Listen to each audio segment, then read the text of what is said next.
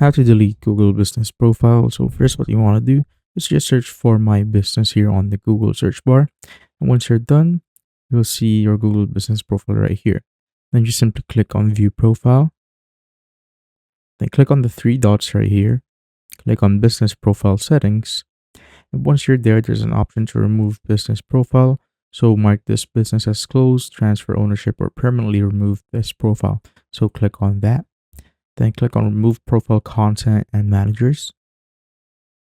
And as you can see, if you remove all content and managers, all posts, photos, and videos added by you removed, will be permanently removed, and you and all and other managers will not be able to recover or manage any profile content, and associated Google Ads campaigns may become inactive, and associated websites published using Google Business Profile will be permanently removed. So you can also download the content or export a copy for backup or to use with a service outside of Google.